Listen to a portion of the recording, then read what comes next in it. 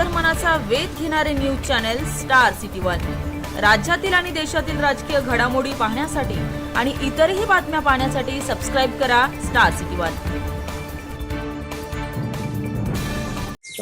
बदलापूरचं आंदोलन हे राजकीय हेतूने प्रेरित होतं असं मुख्यमंत्री एकनाथ शिंदे यांनी सांगितलं असून त्याच्यावर विरोधकांवर संशय व्यक्त केला त्यांनी आमच्यावर संशय व्यक्त केलाच पाहिजे, कारण तो एक संशयी आत्मा आहे। या राज्याचा मुख्यमंत्री हा एक संशयी आत्मा आहे आणि ज्याचं दिवसातला अर्धा दिवस हा संशय कल्लोळात जादूटोणा, मंत्र, तंत्र, अंधश्रद्धा या कामात जातो, तर त्यांना असा संशय येणं साहजिकच आहे।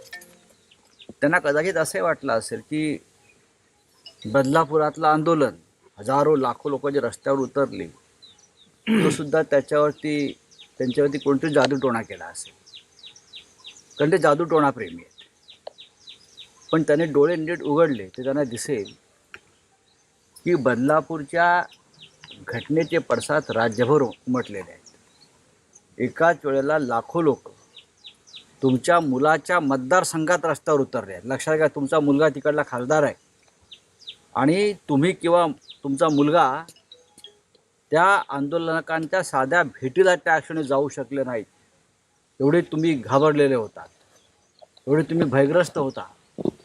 हा तुम्ही नेतृत्व म्हणता ना, ठाण्याचं नेतृत्व मी करतो अनेक वर्ष, पण बदलापूरच्या त्या पीडित महिलेचा ती तक्रार पोलीस घ्यायला तयार नव्हते 10 तास।